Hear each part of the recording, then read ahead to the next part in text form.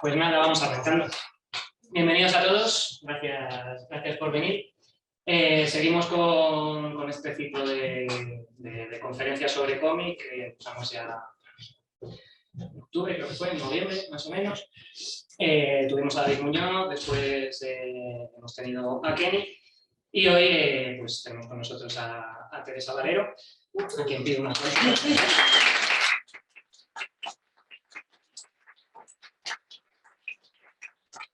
Nada, voy a hacer una breve introducción que va a consistir principalmente en deciros que vosotros todavía no lo sabéis, pero a partir de hoy posiblemente cada vez que hagáis cualquier cosa en vuestra vida pensaréis ¿qué haría Teresa en esta situación?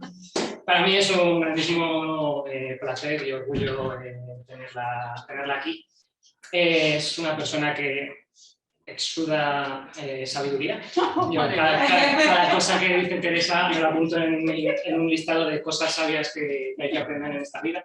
Y lo que os digo, dentro de unos años estaréis firmando un contrato y diréis, ¿firmaría Teresa este contrato? O estaréis dibujando algo y diréis, ¿dibujaría esto Teresa? O iréis al supermercado y pensaréis, ¿compraría Teresa estos dibujos? Cualquier tipo de cosa, seguramente pensaréis, ¿qué haría Teresa en esta situación? Porque de verdad que es una persona que es un ejemplo para todos, no solo como autora, también como persona. Y bueno, y está aquí por su faceta artística, aunque seguro que nos da alguna lección de la vida, no me cabe duda. Y va a hablarnos del proceso de contrapaso, que supongo que a la mayoría ya os sonará, es la última de sus obras. Es guionista, es dibujante, no sé si nos vas a hacer un poco de introducción de la preparación. Entonces no os voy a contar yo nada porque seguro que la hago en algo y Teresa no haría eso. Entonces, vamos a dejarlo, ¿vale? Así que nada, un aplauso para...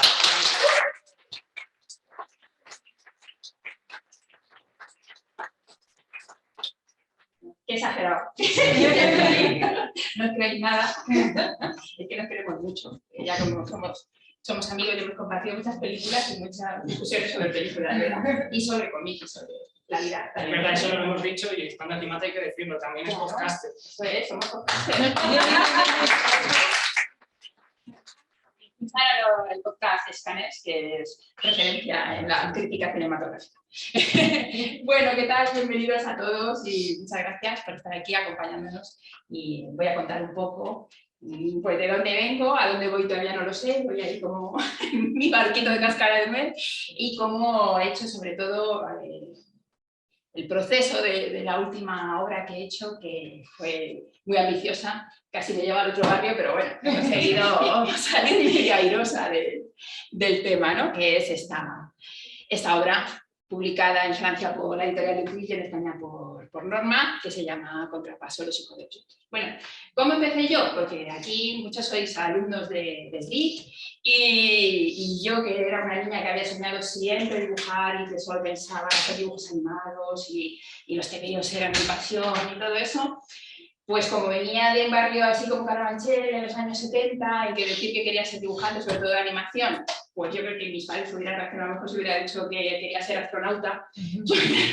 Estaba fuera de discusión. Aparte no había ni siquiera escuelas, yo creo que aquello fue una de las pioneras, ¿no?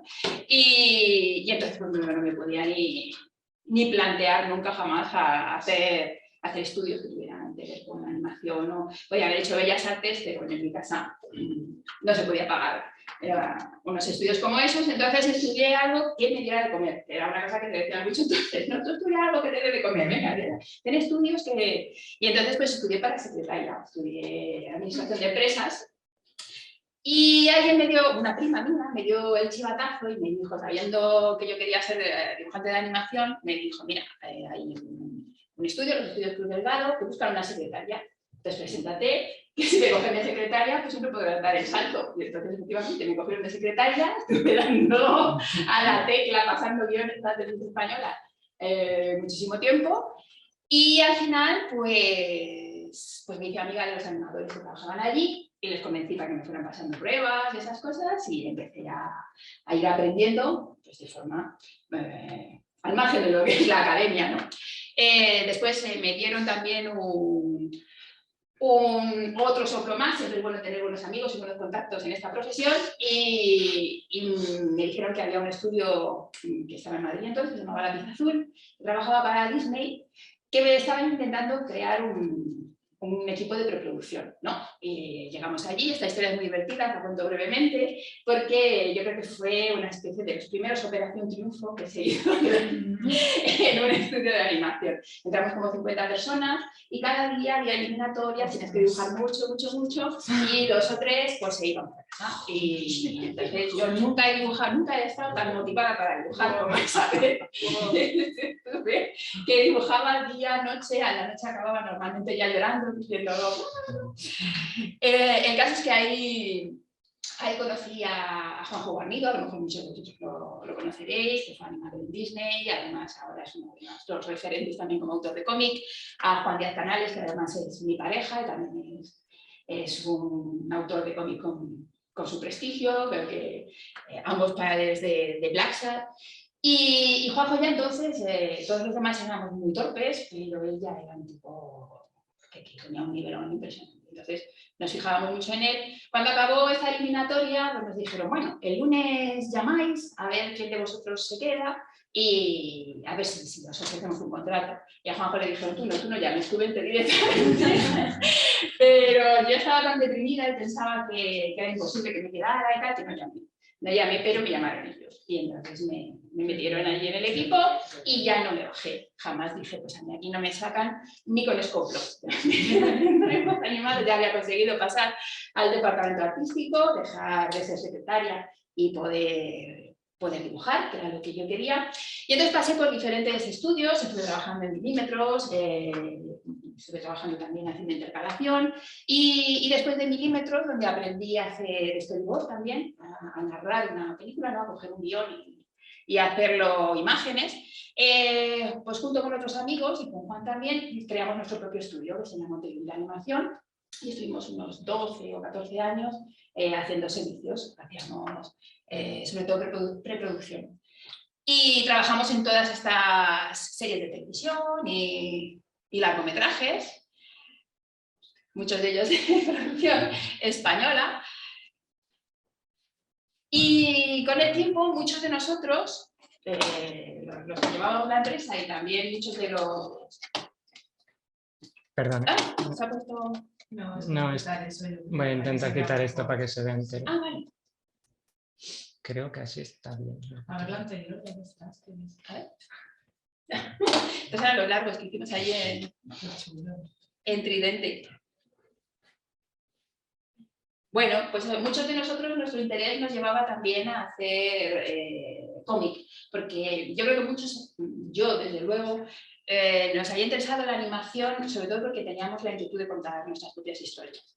Entonces el cómic para mí es el medio ideal, no necesita de grandes inversiones, porque la animación sí. Es muy difícil conseguir el dinero para contar la historia y es muy difícil contarla como tú la quieres contar. Además, que te dejen los productores, que no tengas que hacer concesiones. Entonces, habíamos tenido un par de intentos de producir en el estudio que no habían salido bien y estábamos un poco decepcionados. Entonces, la gente se fue moviendo de forma natural a hacer cómics y ya algunos de nuestros compañeros habían tenido algún éxito, habíamos seguido publicar, les había ido medio bien. Y bueno, pues mi primer intento con esto fue hacer un guión a Juanjo Guarnido, que estaba buscando un proyecto para hacer, que tenía niños pequeñitos que pudieran leer sus hijos, ¿no? Este había sido precisamente un proyecto que habíamos tenido en Tridente y que no habíamos conseguido echar para adelante y lo convertimos en un guión para cómic. Y fue lo primero que hice, fue escribir un guión para otra persona. Luego seguí con el guión también, porque yo además tenía tres niños que eran chiquititos y demandantes, y entonces hacía muy poquita animación y mucho menos cómic. Entonces la única manera en la que me quitaba un poco la espinita de seguir considerándome profesional era escribir guiones, y entonces igual, pues Monse Martí, que era otra compañera que había trabajado en animación con nosotros, me pidió una historia, hicimos una historia histórica, a mí me gusta mucho el histórico, que estaba ambientada en España del año 14, de 1914, y lo tiramos también para adelante. Hicimos esos 3 tomos para la editorial Pirenat. Después hay una cosa que os tengo que aconsejar, y es que hagáis siempre cosas sin pensar dónde pueden llegar, porque hay veces que la tontería más grande no sabe pues, a qué te puede conducir, ¿no? Juan siempre cuenta que él, lo primero que hizo el Black Sat fue una tarde de lluvia, que estaba en casa aburrido, hizo 4 páginas de un gato y tal, y eso llega un momento en que 30 años después, pues es una cosa que te da de comer. Entonces, yo llevaba unas tiras cómicas en internet de una cosa que no ha hecho nadie nunca, que es contar las anécdotas de tus niños cuando son pequeños, ¿no? Nadie las escribe ni nadie las cuenta a los amigos. Entonces tuve yo esa genial idea, dije, voy a hacer unas tiras cómicas. Entonces las vio un editor francés y me propuso hacer lo mismo para una chica que llevaba en Francia las anécdotas, pero solo las escribía. Dijo, ¿tú les pondrías imágenes? Sí, hicimos un álbum también que contaba esas anécdotas de sus niños, ¿no? que eran pequeñitos. He hecho también todo tipo de ilustraciones, carteles, cosas que me encargan. Estas eran ese tipo estas eran las de los niños, las tiras cómicas que yo hacía. Luego me han encargado también algunas historias pues para la M21 de la imprenta municipal y cosas pues, para colaboraciones en revistas de humor, pues que te piden una página y colaboras. Lo último que he hecho, posterior a Contrapaso incluso, ha sido escribir junto a Juan este nuevo tomo que se llama Gentleman y que es una historia sobre las revistas en Estados Unidos, tipo Esquire o Playboy, que abarca desde los años 30 en Nueva York hasta los años 70, ¿no? Pues cómo va cambiando toda la sociedad a través de las personas que trabajan en la redacción de esa revista que se llama Gentleman. Y luego, pues eso, hace un tiempo, ya hará como 5 años, tuve la brillante idea de decir, los niños están creciendo, son mayores, la animación no me interesa tanto, estamos más o menos bien económicamente, me puedo dar el tiempo de no tener que estar tan presionada ganando dinero, pues voy a enfrentar un proyecto que solo haga yo. Voy a hacer el guión, yo lo voy a dibujar y le voy a dar color, solo yo. Y entonces pues dije, voy a hacer aquí la historia de estos 3.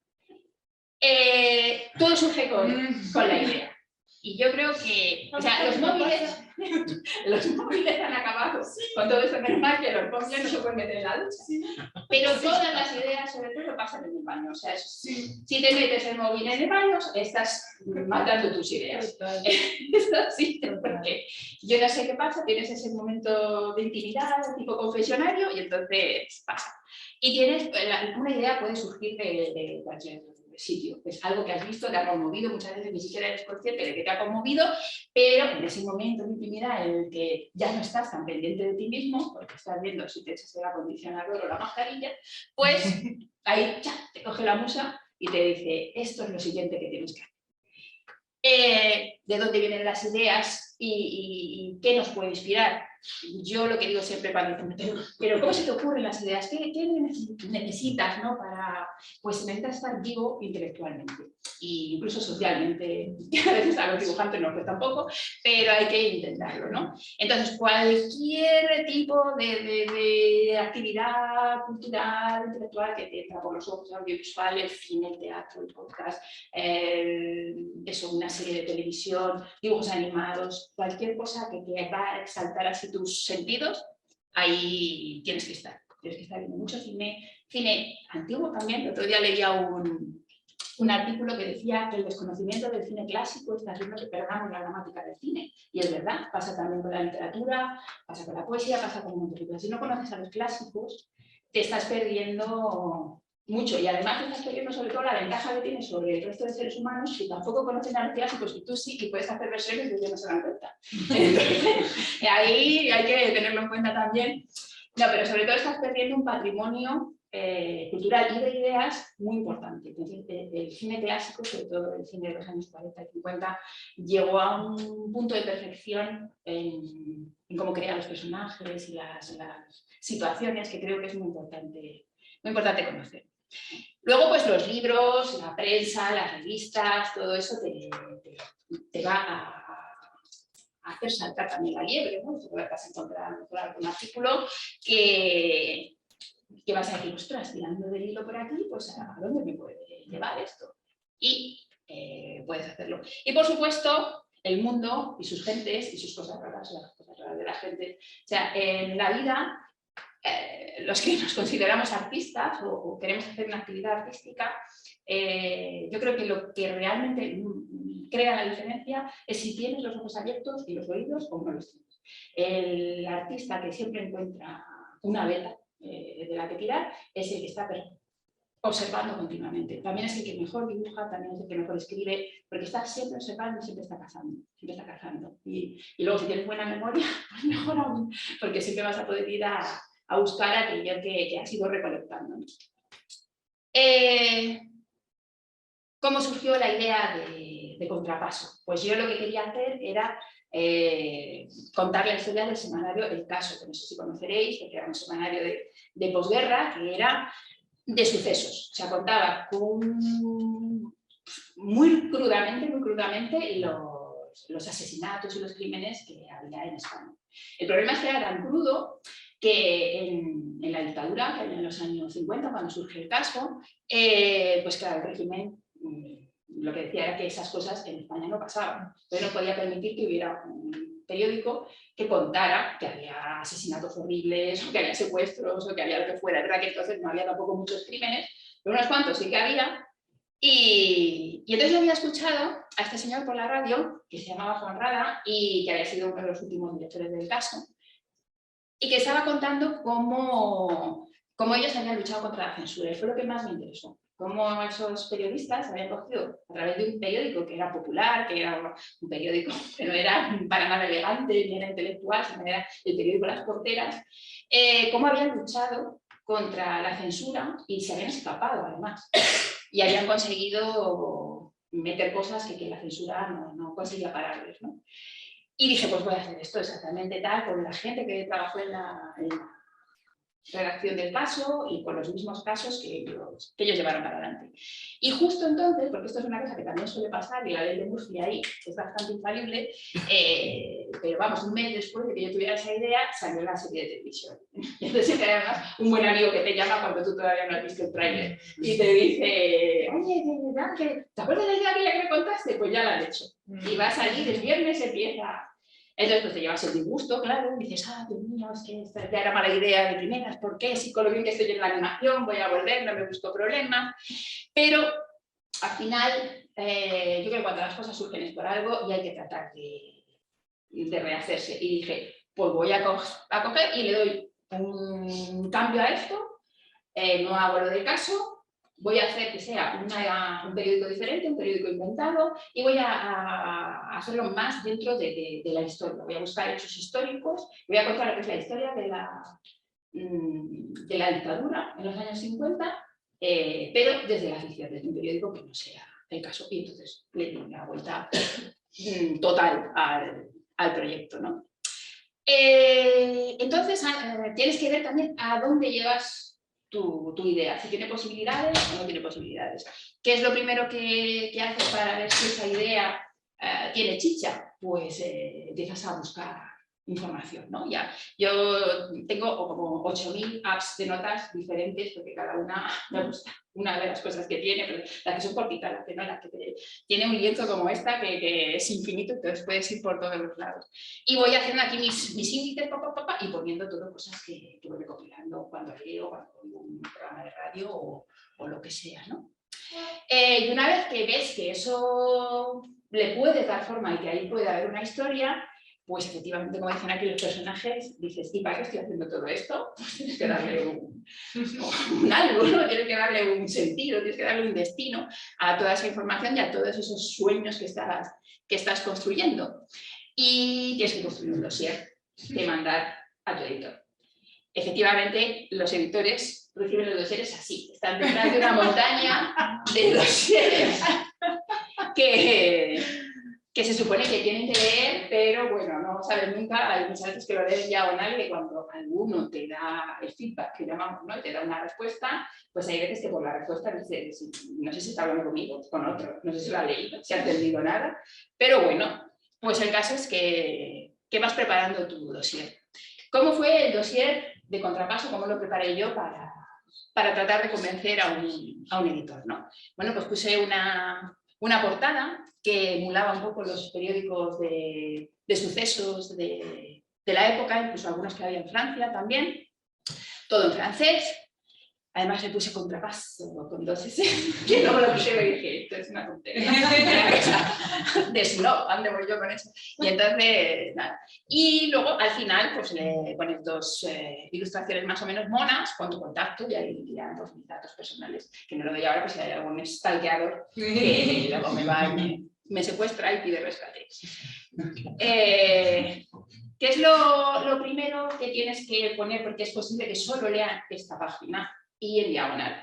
Es una sinopsis en la que cuentes todo, cómo va a ser el proyecto, de qué va, quiénes son los personajes, cuál es su conflicto, qué es lo que quieren conseguir, ¿no? En las páginas de tu TVO. Si eso acaba en esa historia, o a lo mejor puede haber más tomos, pero aquí todo muy breve y tratando de que sea muy interesante para que si lee 2 frases se enganche y lea una tercera. Aquí tienes que echarlo todo y encomendarte a los santos de la edición para que ellos te puedan... Lo escribí como... Yo todo lo suelo escribir unas 6.000 veces, o sea, lo leo, lo releo, lo pongo arriba, cambio los párrafos, los pongo en orden, porque intento que todo esté siempre muy relacionado, o sea, que no haya un párrafo, ni siquiera luego en guión, ya veremos, en que tú acabes y te dé la sensación de acabado. O sea, si tú acabas, tienes que llevarte a lo siguiente y si se va, que tenga que hacer el esfuerzo de irse, quien lo esté leyendo, ¿no? Entonces, bueno, para mí era muy importante que quedara súper claro toda la información y en plan telegrafía que dicen ellos, ¿no? Luego tienes que poner unas cuantas páginas. Las páginas que yo elegí, pues algunas eran más de presentar a los personajes, ¿no? No había mucha acción, era más presentar la censura, presentar que el periodista viejecito estaba allí en un periódico en el que no le dejaban hacer prensa libre, ¿no? Además, está hablando de las normas que puso Albert Camus para cómo podías escaparte, ¿no? Siendo periodista, que hacía falta para un periodista para poder hacer periodismo mínimamente libre cuando estás en un régimen que no te deja hacerlo, ¿no?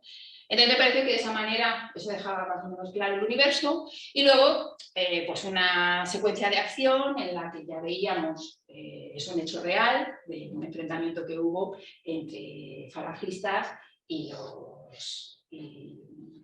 los progresistas, los estudiantes que hicieron una huelga muy sonada en el año 56, tan sonada que hubo estado de excepción, que hubo gente que huyó a Francia, que se conculcaron todos los derechos y se montó la de Dios precisamente porque a un falangista un tiro perdido le dio en la cabeza, ¿no? Y creo que no murió, pero quedó, y en lo que moría no moría, pues empezaron a salir intelectuales de España, todos camino a Francia. Sí, fue una noche, vamos, dimitieron, defenestraron a todos a la universidad en pleno, en fin, que fue una noche...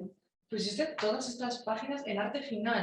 Sí, estas las puse así ¿Y tal tenías cual. dibujadas todavía más por la manera en que... No, así dibujé estas solo. Ostras, aún así es sí, ya hay gente que lo vende con menos, pero es verdad que yo también quería... Aprovechamiento de luz para poner la luz de muy bien. ¿Son seguidas las páginas? No, eran como 2 escenas diferentes.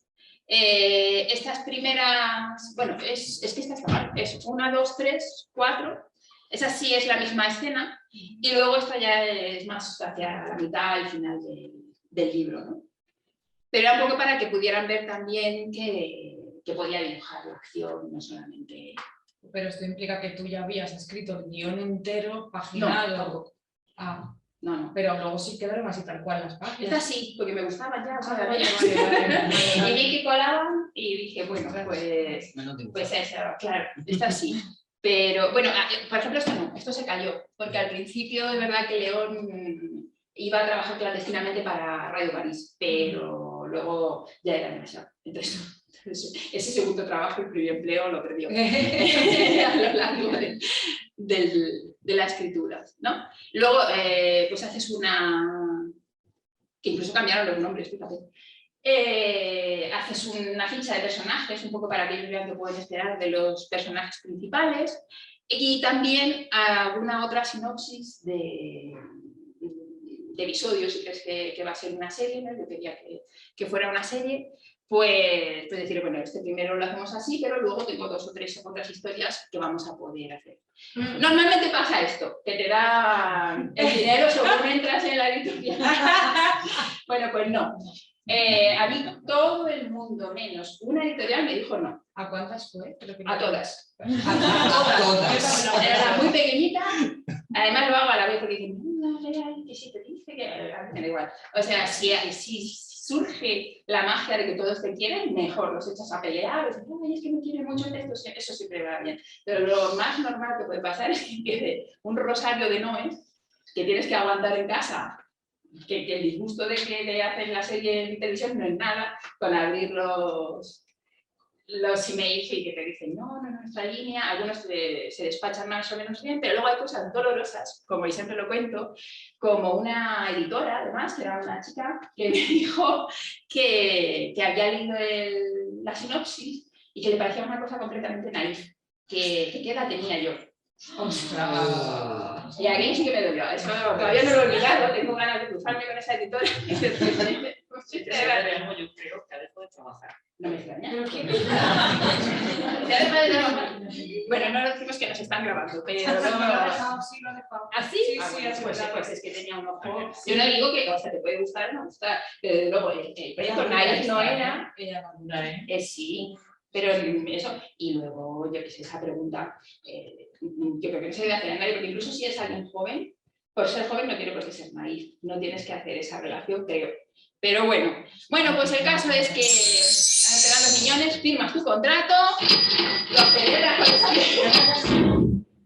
Pero llega la sensación que tienes que ponerte a escribir y llega la desesperación porque tienes que hacer esa historia que no es una historia en realidad, porque yo que doy clase también de guión a veces y tal, mucha gente me dice, tengo una historia, y digo, cuéntamela.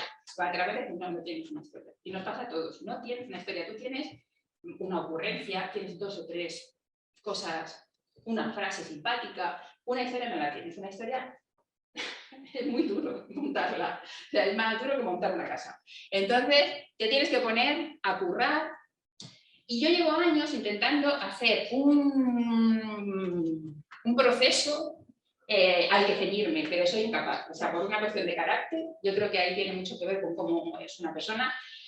Yo soy incapaz de ceñirme 100% y decir, hago primero esto, hago... Entonces, de todo lo que os voy a hablar a partir de ahora, pensar que no es en realidad así, no hay una cosa primero, sino que suele estar todo mezclado. Debería de ser así. Y si alguno de vosotros sois capaces de llevarlo así adelante, vais a ver que es mucho más fácil y más fácil también para la vida personal, ¿no? Que no entras en tantas neuras. Pero a mí me cuesta mucho. Es verdad que también con el tiempo voy desarrollando más la intuición y algunos pasos que me los salto sabiendo ya que no los puedo saltar. No es como al principio que te los saltas y luego pagas muy caro lo que te has saltado. Pero bueno, ahora todavía me salto algunas cosas que creo que no debería tanto saltarme, pero no consigo quedarme ahí hasta que acabo el paso. Entonces, lo voy medio llevando. ¿Qué es lo primero que tienes que hacer? Es saber de lo que estás hablando. O sea, sobre todo si estás con un proyecto que es histórico. Pues hay un momento en el que tienes que dejar de sentirte una impostora y decir, yo creo que ya puedo hablar con suficiente formación, con suficiente honestidad de esto que tengo que contar. Creo que ya no estoy impostando tanto, sino que he hablado con tanta gente, he leído tantos libros que puedo ahora montar una historia y que parezca realmente que es gente de entonces y que los eventos están bien documentados. Entonces, pues de todo. Yo ya me conocen en Libro porque voy a la caza de libros antiguos. Este es una pasada, es de la conferencia episcopal y eran los informes que hacían ellos sobre las películas. Entonces hay algunas que son de verdad, o sea, maravillosos, porque sabéis que las películas que ponían 3R se llamaban, eran para mayores con reparos, que quería decir que mayores de todos, y las 4 eran gravemente peligrosas. Y si había una 4, la iglesia le decía que no la debías de ver, y la veías bajo tu propia responsabilidad, ¿no? Y de hecho había incluso algunas homilías ya de sacerdotes que eran muy así, que decían que si salías de una película 4 y no te daba tiempo a confesarte, y a lo mejor cruzando la calle te pillaba un coche, pues que ibas al infierno. Tenías que tener cuidado con esas cosas. Entonces, bueno, pues eso me lo compré porque en el contrapaso 2 que estoy haciendo ya va sobre la censura en el cine y tiene que ver con las películas, y quería documentar muy bien qué películas estaban en cartelera, cuál era su calificación y qué pensaba la Iglesia de ellas, ¿no? Bueno, pues censura sobre el taoísmo. Este libro estaba también muy bien porque te contaba cómo era toda la sociedad, cómo se vivía realmente, cómo era la vida cotidiana. Entonces así estás empezando ya a ponerte un poco de situación, ver toda el cine de la época, si puede ser, documentos de Radio Nacional es fabuloso, también imprescindibles. Bueno, hay un montón, Nodo está entero digitalizado, puedes consultarlo. Y la parte más interesante para mí y la que más disfruto son las entrevistas a personas que tienen que ver con la historia, ¿no? Yo os cuento un poquito, yo creo que esta fue la entrevista que lo cambió todo, porque era una historia de género negro, no tenía ni idea ni de cómo se investiga en España, ni de cómo funciona la policía, ni de cómo se hace una autopsia, ni nada. Ella es la doctora Chus Buitrao, y yo estaba buscando un forense que me dijera cómo se hace todo eso, porque no tenía ni idea, ni cómo se levanta un cadáver, ni si va antes el juez, o cómo es la policía judicial, porque todo eso tiene un protocolo. Y entonces ella, que era la jefe de toxicología de la Comunidad de Madrid, me recibió allí en el Instituto de Toxicología y me dedicó una mañana entera y me contó todo, pero me contó todo cómo se trabaja, me contó todos sus casos y me contó que ella había empezado como forense porque había tenido la vocación muy temprana, con 13 años, yendo a levantar cadáveres con su padre en Valladolid, que ya se andaba. Y entonces le dije, por Dios, pues este dato me lo regalas, ¿puedo hacer un personaje basado en esta experiencia tuya? Y me dijo, claro que sí, porque yo eso lo tengo atesorado, es una cosa maravillosa que viví con mi padre y te lo agradezco. Le mandé el álbum según salió y me llamó prácticamente, vamos llorando, lo ha regalado a todo el mundo, le dio una alegría horrorosa, ha reconocido perfectamente, es un personaje, yo creo que es de los que más han gustado, el personaje de Charo, y jamás se me hubiera ocurrido. Nunca hubiera pensado que una niña, de hecho, la gente no se lo cree hasta que llega al final al epílogo donde yo digo que está basado en esta doctora.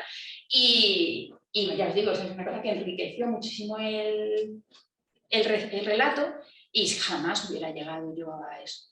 Él es Julio García, Julio, que es documentalista en EFE y es también un experto en memoria histórica y llegué a él a través de un foro de Facebook y se puso también a mi disposición y me ha conseguido montones de fotografías o dónde encontrarlas. Incluso yo le decía, necesito uniformes falangistas. Toma fotos de su colección o fotos que puedo encontrar, o me decía, vete a la página de EFE, aquí están. O sea, que me ayudó muchísimo, muchísimo. Él es el subinspector Sánchez de la policía local de Granada, digo de Granada, de Málaga, que está, la sede de la policía es la cárcel de mujeres que sale al final. Entonces yo quería saber, lo primero, cómo había sido todo lo de las mujeres y qué era la cárcel, que yo sabía que ya no era cárcel, en el año 56, cuando León va allí a investigar, ¿no? qué pasa. Y eso fue un dato que me costó muchísimo, muchísimo encontrar. Y ni siquiera él me lo pudo decir, que además él también tenía muchos vínculos con asociaciones de memoria histórica. Y me lo dijo otro compañero que lo había encontrado y al final era una cosa que yo nunca había oído hablar de ella y que se llama geriátrico penitenciario y que es donde los presos que tienen condenas muy largas pero ya no son ni peligrosos ni nada, pues iban nada más que a dormir, iban en una especie de casa de jubilados pero presos. Entonces la idea como que todavía estaban presos. Ella es Encarnación Barranquero, que es una mujer que ha hecho un montón de tesis sobre todos los juicios que se hicieron a mujeres de izquierdas. Entonces hizo también un estudio sobre los estudios de Vallejo Nájera, sobre las presas de esta prisión y también me ayudó mucho. Luego conocí más tarde a Víctor Lerena, que es el presidente de los fotógrafos, de los fotoperiodistas españoles, ¿no? Y vino, se presentó en una sesión de firmas y me dijo: lo que necesites, dímelo, te presento a periodistas del caso, te presento lo que quieras. Montó una reunión en la Asociación de la Prensa con señores todos de 90 años y ahí conocí a este señor que es una leyenda, que es César Lucas. César Lucas empezó a trabajar en el diario Pueblo con 18 años, o 17. Nadie quería ser fotógrafo, le regalaron una cámara, y de eso que pasaba en los años 50, que era porque uno que conoce, que tal, que cual, que vas, ¿sabes hacer fotografía? Sí, pues venga. Y entonces, de los primeros trabajos que tuvo fue venía el Che Guevara a Madrid y pidió permiso para hacer escala, porque iba a Egipto. Entonces, el régimen no quería dejar a un comunista estar en Madrid, pero tampoco quería indisponerse y no dejarle estar esas horas. Entonces dijeron: ¿qué es lo que podemos hacer? Pues lo que hacemos es ponerle una especie de escolta que parece que nos escolta y le tenemos controlado en todo momento y además pues hacemos un reportaje. Entonces llamaron a Pueblo, a un redactor y al fotógrafo, que entonces tenía 18 años, y le acompañaron a todo Madrid, le enseñaron todo Madrid, llevaron a las ventas, le abrieron galerías especiales porque era un domingo además para que comprara una máquina de escribir, creo que quería comprar. Total, que luego le volvieron a llevar a Barajas, se fue allí el Che Guevara, se fue el redactor y quedó César Lucas con sus 18 años y 2 secretas que le estaban esperando y le dijeron: a ver, chaval, ahora te vienes con nosotros, nos dices todo lo que has hablado con el Che Guevara y no se te ocurra inventarte nada ni ocultar nada, porque lo sabemos todos, todo lo que habéis hablado y lo que no. El pobre dice que ahí ya tuvo su primer encuentro duro con el régimen, y luego me contó infinidad de historias. Todavía cada vez que tengo que hacer algo le llamo. En el segundo tomo tengo una fiesta en el Castellana Hilton y le tuve al teléfono un buen rato diciendo: César, ¿tú alguna vez estuviste en el Castellana Hilton? Sí, sí, claro. ¿Y cómo eran aquellas fiestas? Sí, ya sé. ¿Te podías acercar a la gente del régimen? Depende de quién. A Franco solamente 4 personas. O sea, te cuenta qué cámaras llevaba, cómo eran, me han mandado fotos. Es además un cielo de hombre. Pues eso es un patrimonio además humano, ¿no? que te llevas.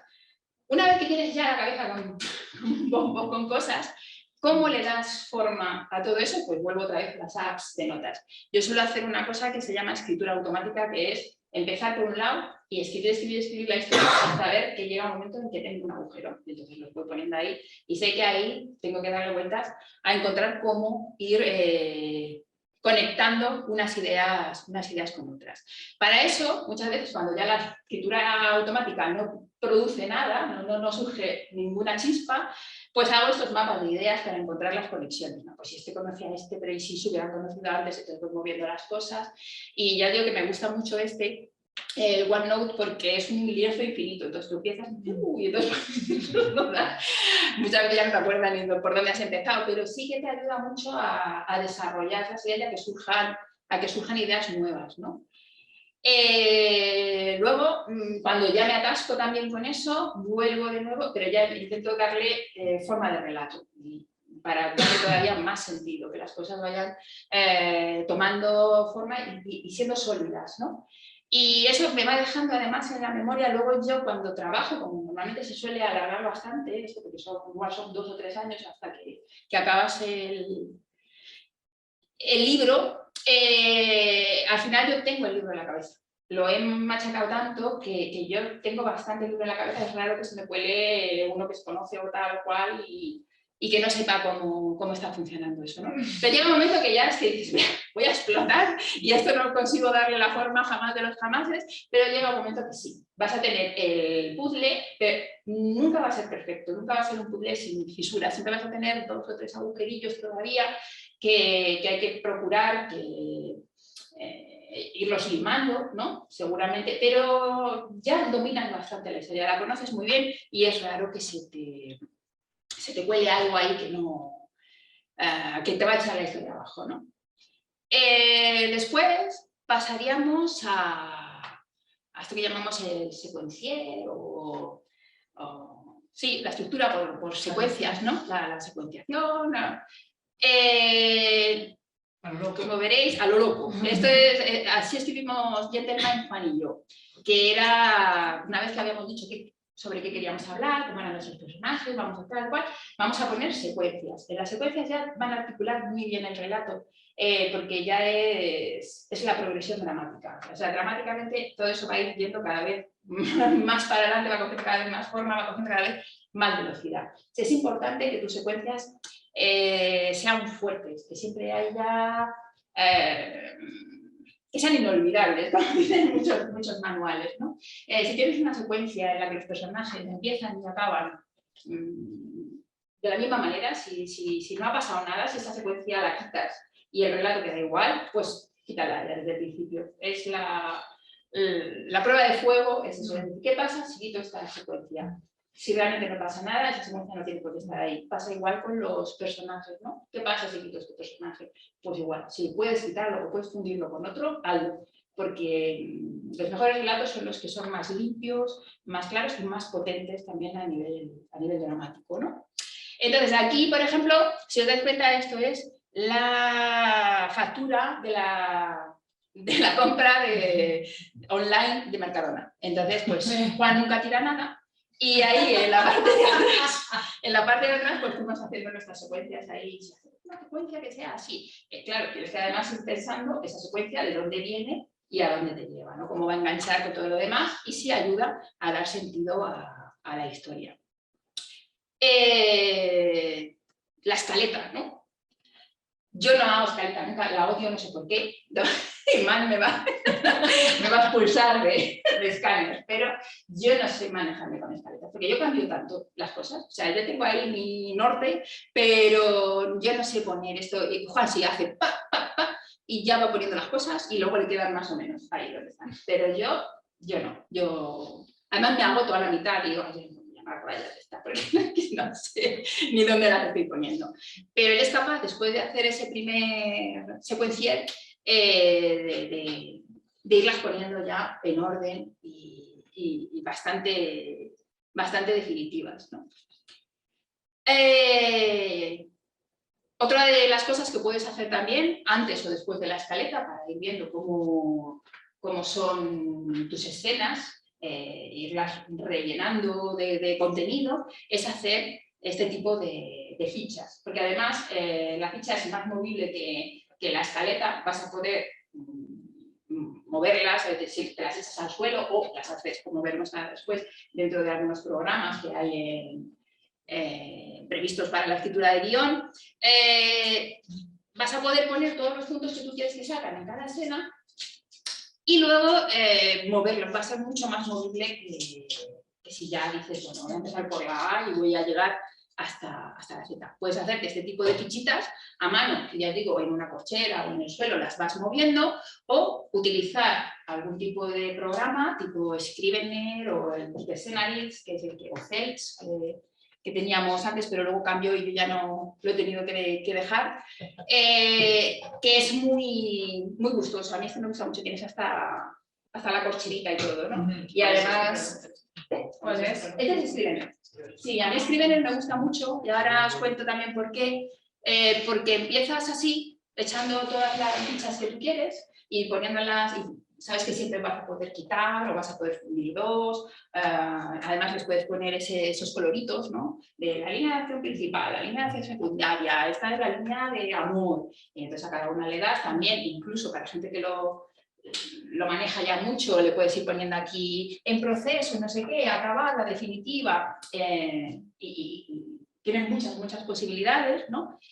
Y luego tiene esta posibilidad que es pasar de las fichas al tratamiento, que es que tú pinchas la ficha, que hayas puesto nada, o sea, 4 notas para ti, para saber, pues esto va de esto y esto y esto, pero luego aquí ya te explayas, ¿no? Entonces cada vez que tú pinchas tu ficha, pues aquí te va a salir la parte desarrollada en la que vas a poder poner igual corta, pega, funde, quita, absolutamente flexible. Entonces yo normalmente me vengo siempre aquí. Juan sigue siendo un hombre de papel y él tiene sus fichas de papel, aunque luego suele pasar a esto, pero siempre antes ha estado solo en una habitación montando todo en papel yo me agobio. Lo he intentado de todas las maneras, con rollos, y nada, ya paso directamente yo. Lo tengo todo en el iPad, mis apps de notas, y luego paso directamente a esto, y aquí sí paso bastante tiempo rumiando y rumiando y comiendo y tal, y volviendo una vez más a las notas, y volviendo a las notas de documentación a buscar ideas,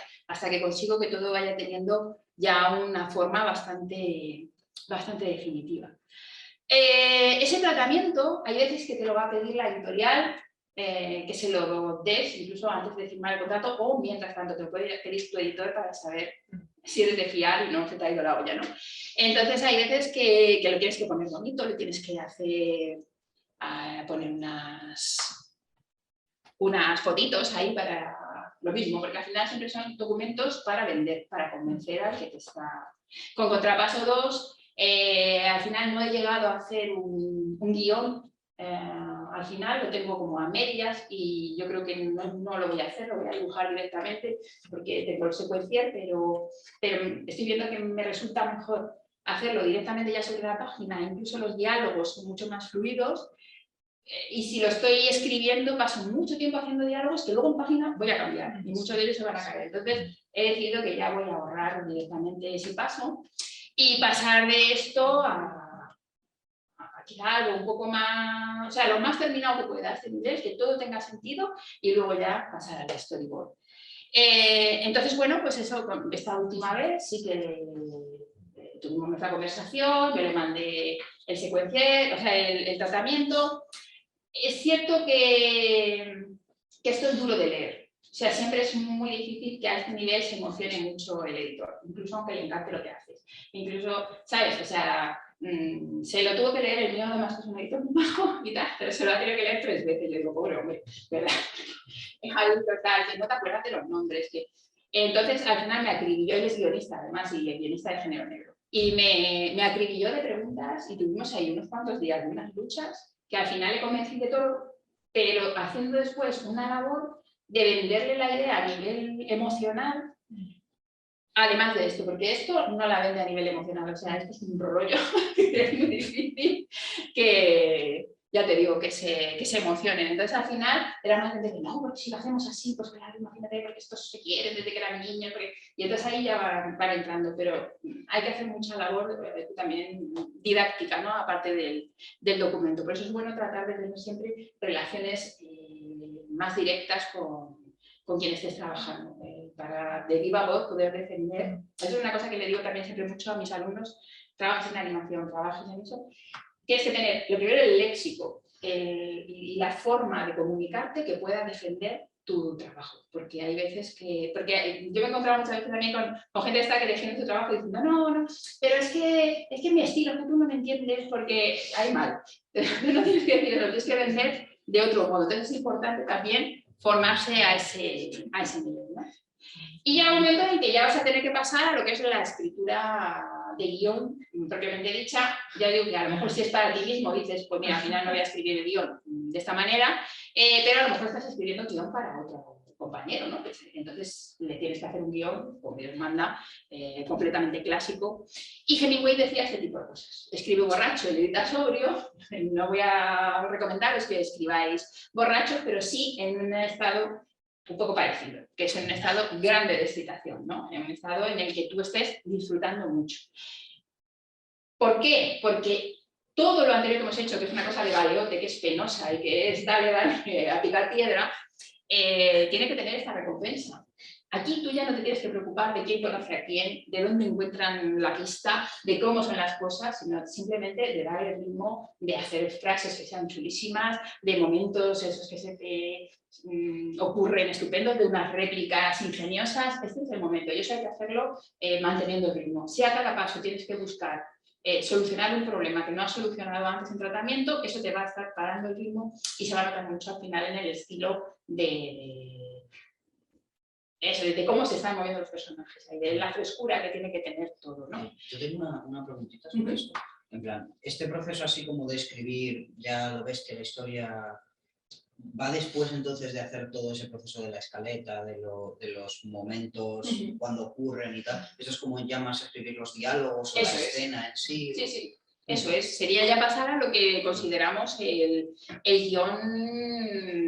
guión, ¿no? El que coges, pues eso, tanto en Scrivener como en Cells, como en Kit Scenarios, vas a tener tus plantillas de guiones, luego veremos algún ejemplo en el que puedes elegir al que más te guste a ti, pero ya conociendo muy bien la historia, ya sí tienes una historia, que es lo que habíamos dicho antes, no tienes una ocurrencia a la que vas a tener que estar dando forma según escribes, porque para mí, eso sí es la enseñanza, nunca me pongo a escribir si no tengo construida la historia. Es como que primero haces el esqueleto y Pero luego le pones bien la sólido, piel, ¿no? Algo eso así, es. como... Eso es. Sobre todo le pones la piel, pero, o sea, el vestido, que Adornas. sería esto, eso es, o el peinado, o las flores en el pelo, eso ya es lo último. Ahí tiene que estar hiper bien construido todo, ¿no? Con lo de los manuales, que sí. En ese sentido, a la hora de editar la historia, ¿no se te pierde un poco toda la parte esa tan emocionante cuando estás escribiendo vertical? ¿No se te pierde un poco al editar? ¿La historia? Sí, sí. No, porque si la has hecho bien, si tú has pasado el suficiente tiempo construyendo todo eso, ya te digo que llega un punto, yo creo que prácticamente a todos nos pasa, en que tú tienes el punto de obsesión, que llamamos, o sea, sueñas con la historia, la tienes grabada a fuego.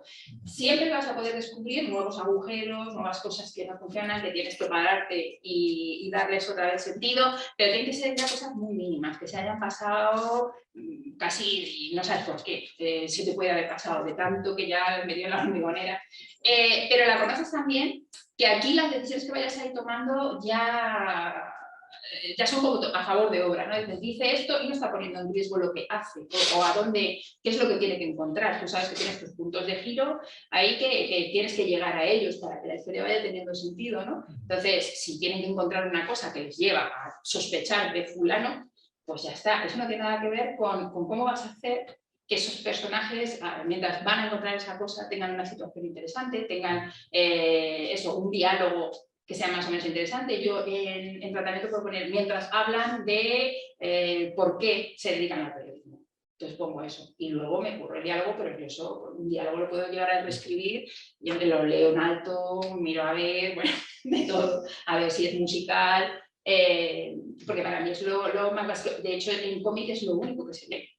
O sea, todo lo demás va implícito en la imagen. Entonces, la parte literaria del cómic es el diálogo. Entonces, tiene que ser metafórico, tiene que ser claro, tiene que dar personalidad a tus personajes, tiene que definirlos, tiene que decir cómo son, cómo piensan, cuál es su ideología incluso, ¿no? Qué cosas van a hacer, se explican de esa manera cuando hablan. Y el otro problema que tiene el cómic también es que es carísimo poner cualquier cosa, o sea, es que en cómic todo corre, o sea, es que puedes poner 3 cosillas. La frase que dice tu personaje, eso tiene que ser, vamos, es el destilado de oro ahí, la piedra filosofal, no puedes poner cualquier cosa. O sea, eso de poner, como se ve en las series muchas veces, de no sé por qué estés de aquí, bueno, eso no puedes, no te lo puedes permitir en cómic.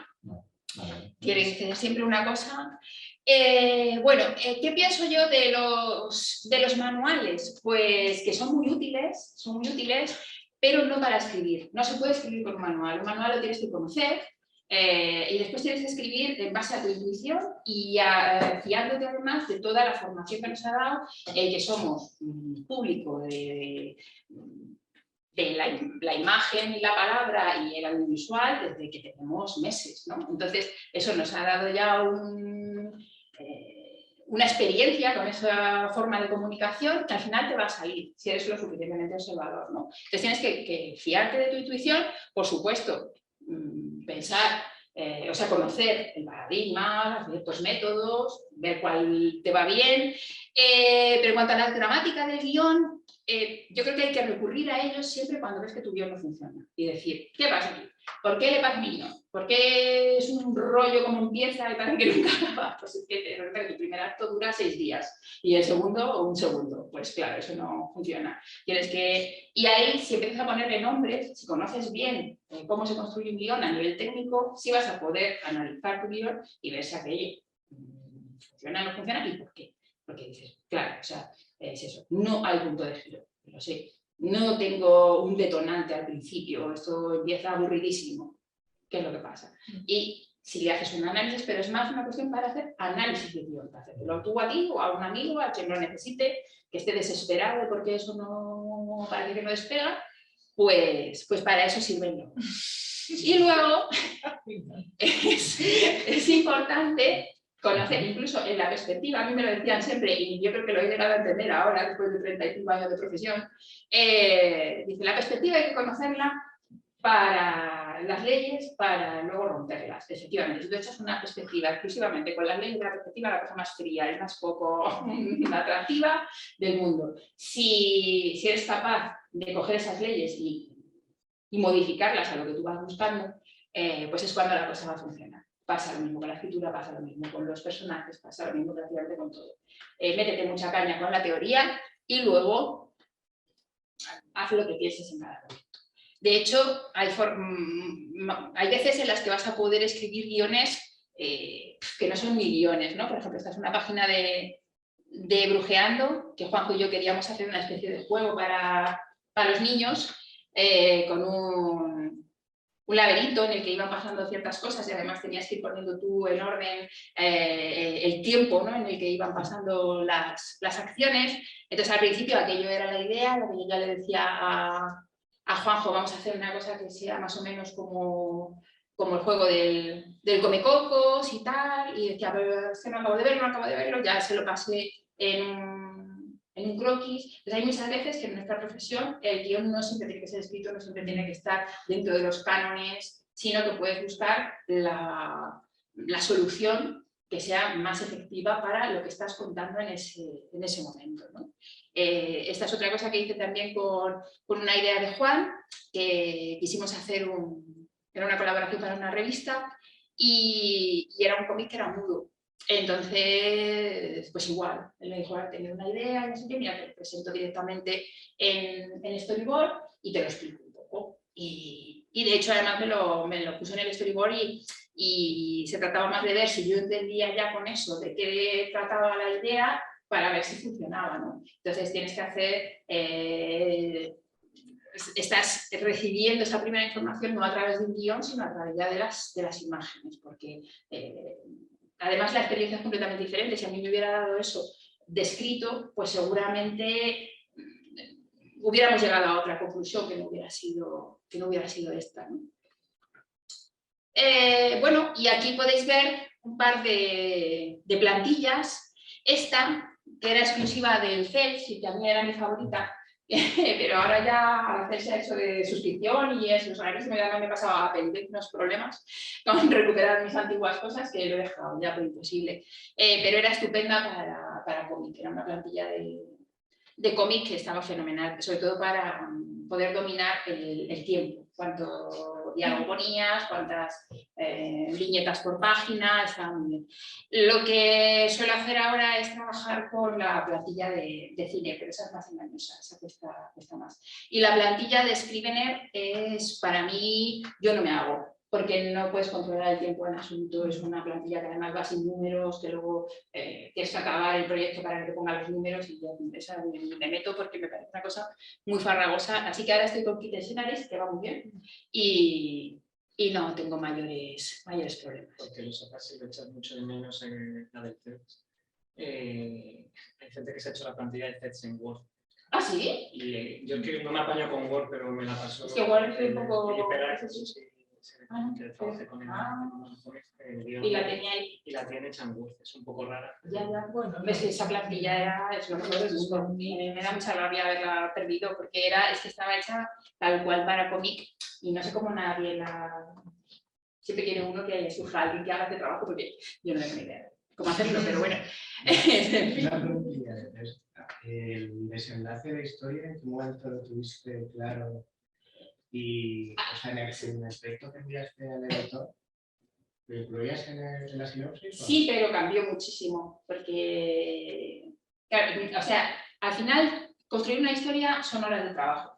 Cuantas más horas de trabajo le echas, más sólida es la historia. Es cierto que hay un momento, siempre cuento la misma anécdota esta de Vargas Llosa, pero es que es la verdad. O sea, a Vargas Llosa una vez le preguntaron, ¿usted cuándo da por finalizada, o sea, cuándo acaba una novela? Y dijo, pues antes de que la novela acabe conmigo. O sea, llega un momento en que ya eso es la locura pasa y tienes que decir hasta aquí hemos llegado. O sea, ya tengo que ponerme a dibujar, o ya, porque si no, no lo harías, nunca dejarías de documentarte, porque siempre va a haber una persona interesante con la que puedes hablar, siempre va a haber un libro que no tienes controlado y que seguro que ahí está lo más maravilloso que hasta ahora no has encontrado, pero llega un momento que es que se acabó. De hecho, cuando acabas de hacer el libro, muchas veces, por lo que decíamos de Murphy, que está siempre ahí muy pendiente de los artistas, pues a lo mejor una cosa que has estado buscando, acabas el libro, ya lo entregas y es cuando surge. Llevas meses y meses buscando un dato y resulta que te va a surgir después, cuando ya no te hace falta, o sea, cuando ya lo has solucionado de otra manera. Pues ya está, no pasa nada. Pues se llora otro poco y mañana hacemos otra cosa. Porque no, es que no puedes vivir eternamente en el futuro. Entonces, yo creo que lo más importante, sobre todo lo que debemos repetirnos todo el tiempo, es acabar las cosas. La acabaste como pudiste, con el nivel de dibujo que tenías en ese momento, con los conocimientos que tenías, con tal, con cual, con el editor, que a lo mejor era un capullo y luego vas a conocer otro mejor. Pero lo hiciste. Y eso ya es un triunfo. Y cuando piensas hacia atrás, dices, lo hice. No dices, no lo hice, porque cambia muchísimo tu experiencia profesional, cómo tú te mueves en el mundo y con la seguridad con la que vas. Tú vas con mucha más seguridad habiendo hecho una cosa mediocre, pero habiéndola terminado y sabiendo que la siguiente va a ser mejor, que diciendo, soy la eterna promesa. Y voy a hacer las cosas, pero aquí no se hace nunca nada, ¿no? Y no tengo ningún libro que mostrar. Porque tú mismo, además, cuando hablamos del síndrome del impostor, si tenemos síndrome del impostor haciendo cosas, imagínate cuando no las has hecho. Pues ya es el colmo. Entonces, siempre acabarlas. Y no sientes culpables, todo lo contrario. O sea, entonces tú no sabías muchas cosas, las vas a ir sabiendo con el tiempo. Y ya está. Los desenlaces hay que saberlos cuanto antes. Cuesta mucho, porque el cuerpo lo rechaza y la mente también. O sea, dices, tengo que saber el desenlace. Y dices, no. Y entonces te haces el loco y eso puede durar, pero decenios, ¿eh? Y nunca llegas. No, ya, se me... Porque tenemos ese sentimiento mágico de las cosas, de que un buen día, todo se va a poner en orden, va a bajar la Virgen de los Remedios y no pasa nunca. Entonces tienes que saberlo y tienes que pegarte. Y tienes que poner 200 desenlaces que la mayor parte dices, vaya tontería, y yo como soy capaz de inventar estas tonterías tan grandes sin que me dé vergüenza, pero es necesario pasar por ellas para que salga de cada 10 ideas mediocres una que dice, aquí, por aquí va el tema. Y sigue tanto. Y luego hay veces, yo tengo esa sensación siempre, sobre todo escribiendo un género negro, que es complicado lo de la mecánica, que todo... tiene que haber eso, pues cositas que vas encontrando, sospechosos, falsos culpables, no sé qué. Es como bastante rígido. Es que te parece una tontería la mayor parte de las veces, ¿no? Entonces tienes que hacer mucho acto de fe en ti mismo para que todo eso pueda tener. Y luego dejar las cosas como medio insinuadas. Eso funciona muy bien en el género negro. O sea, es lo mismo. Eso, si tú encuentras una cosa y dices, ¡madre mía, lo que hemos encontrado esta botella de...! Y dice la gente, joder, qué barato, ¿no? Pero si tú dices ahí, dices, y se ve la botella en brumas y ya te hace otra cosa. Entonces, al final vas también como desarrollando un poco astucias, ¿no? Y que la experiencia pero tienes que pasar por lo anterior para que las cosas vayan tendiendo a la excelencia. Pero te van a exigir siempre una historia completa cuando la vayas a vender. Otra cosa es que luego la puedas mejorar y cuando estás trabajando cerca de tu editor, tú le cuentes eso, digas, mira, yo empecé con un álbum de 60 páginas, y acabo teniendo 140. O sea, y todo eso era venderle al editor, ¿no? Pero es que así va a quedar mejor, porque tal, porque puedes desarrollar las cosas. Para hacer una idea, en la sinopsis eran las 2 páginas, ¿no? Sí. ¿Y el tratamiento?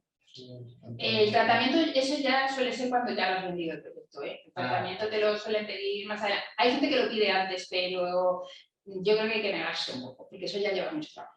Entonces, si no te gusta la idea, si tú crees que yo no lo voy a poder hacer, yo soy un profesional. Entonces, si crees que no lo voy a poder hacer, no me lo compres. Pero si me vas a hacer trabajar, me pagas. Entonces, tiene que ser... Hay que tener un mínimo de ir pisando fuerte. Cuesta cuando es el primer libro, ¿sabes? Este ya no era mi primer libro. Pero cuando es el primer libro eso va a costar más. Pero es que hay mucho abuso también. Entonces, bueno, si ves que vas a perder a lo mejor la oportunidad, pues vas a tener que pagar. Pero no a la primera. Intenta decir, oye, no, tal, mira, está aquí, no me hagas hacerte un tratamiento súper detallado porque eso me va a costar, ya te lo hago si quieres en el storyboard, pero hazme el contrato y yo te doy el storyboard y vas a poder hacer los cambios que consideres, pero no me hagas trabajar el triple y te lo puedes negociar. Al final, te digo, tiene mucho que ver con cómo hablas con ellos y cómo les vas arrimando a lo que necesitas. Pregunta rápida. Es la aplicación digital, ¿verdad? Sí, yo creo que sí. No me acuerdo, yo creo que sí, que este es digital. Porque esta página, no, entonces no tenía iPad. Vale. Eso seguramente sería la ThinkTic. Ajá. Pero luego sí me acuerdo que esta, no, debe de ser digital porque yo juraría que hice una impresión luego flojita en eso y ya lo tinté y hice, esta página la hice en acuarela y fue cuando me di cuenta que como hiciera así el álbum No era entero, sostenible. a los 80 años estaría todavía medio y repitiendo y venga a gastar papel.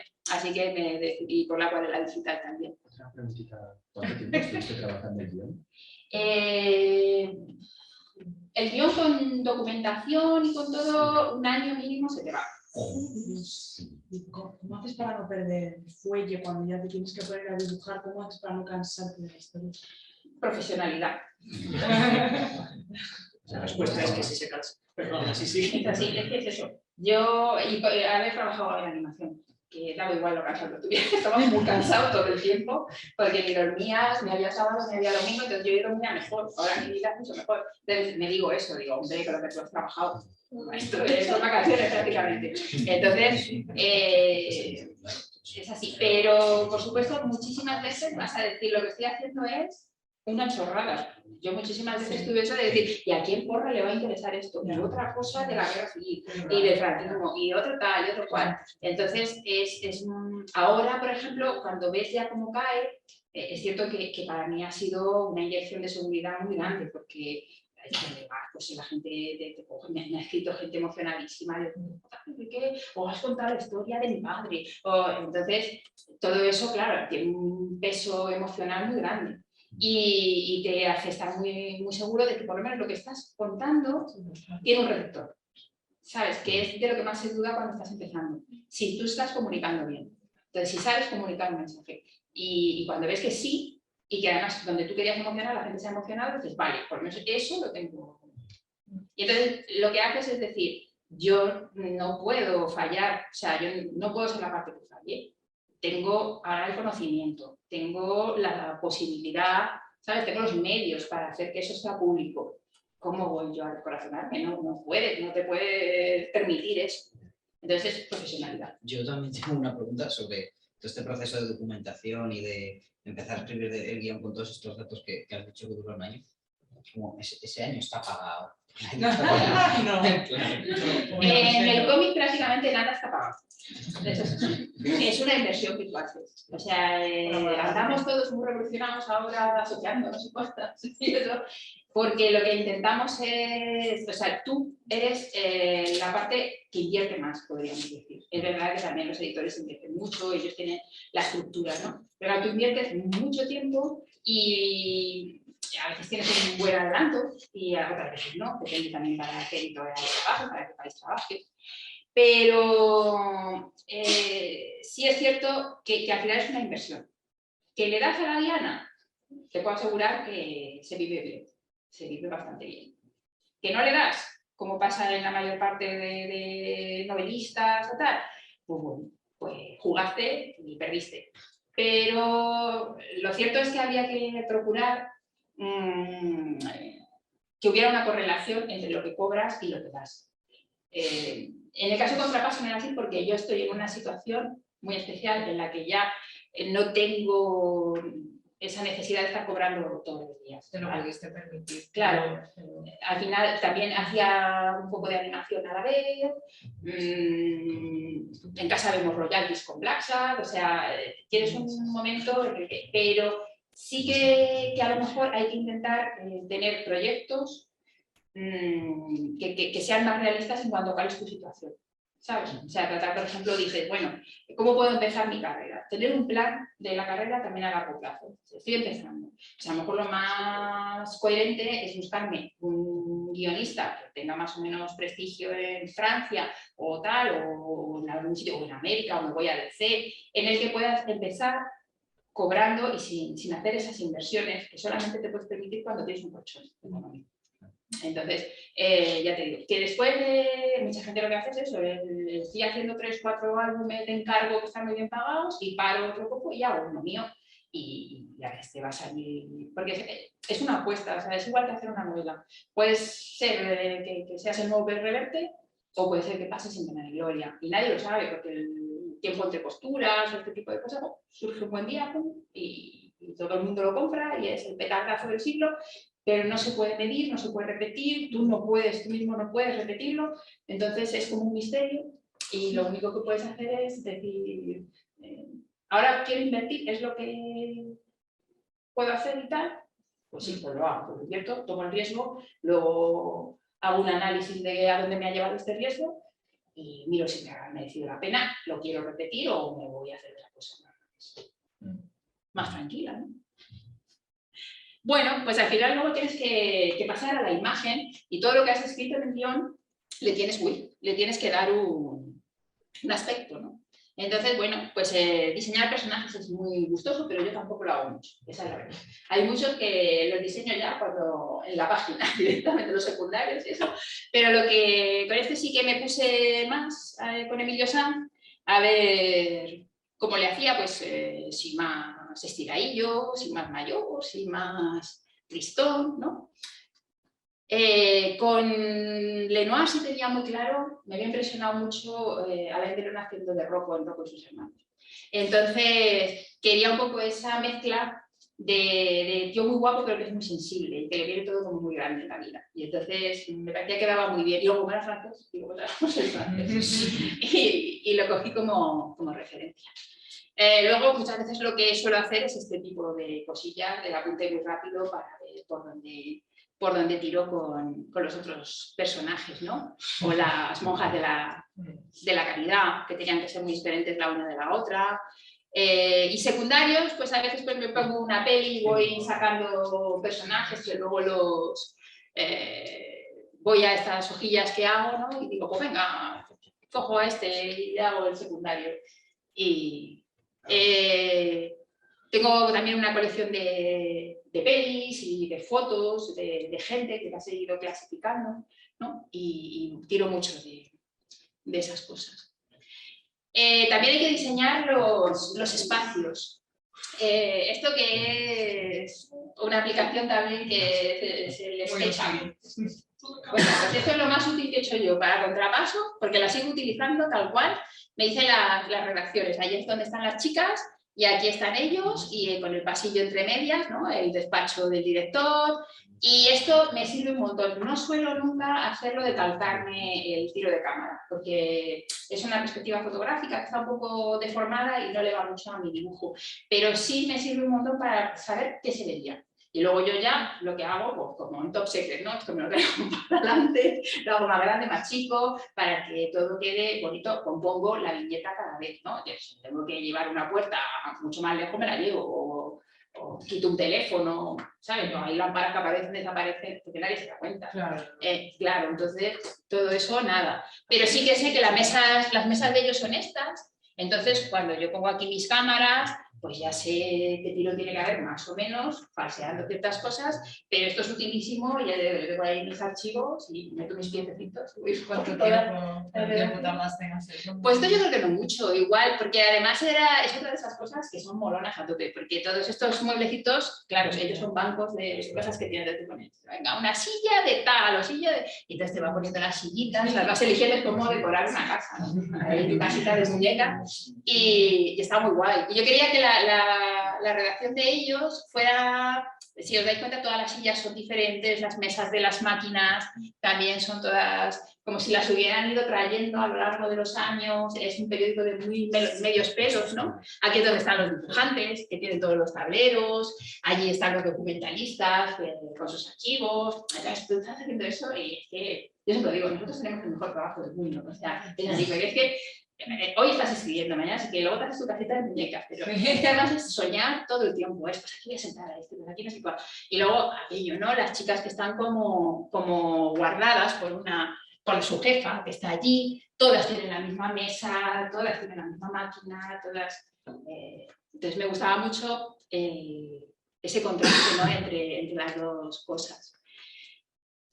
Y aquí pues ya en detalle cómo puedes ir moviendo la cámara, ¿no? Entonces tienes ahí... Una pregunta, creo que lo has dicho antes, pero no me ha aclarado muy bien. Entonces, tú aparte de esto, aparte de para planificar, a lo mejor algún tiro de cámara, como que calcas el escenario o directamente... Calcarlo no lo suelo calcar. No, porque yo necesito, igual que no puedo tampoco calcar las poses estas que te deja el Clip Studio, te pone el muñequito, yo necesito interiorizar el dibujo y tiene que tener un sentido y tiene que funcionar integralmente, ¿no? Y entonces, hasta que no lo veo, no lo doy por bueno. No me hago ni los coches en 3D. Pues, sí. Eso no lo puede hacer todo. Casi nadie.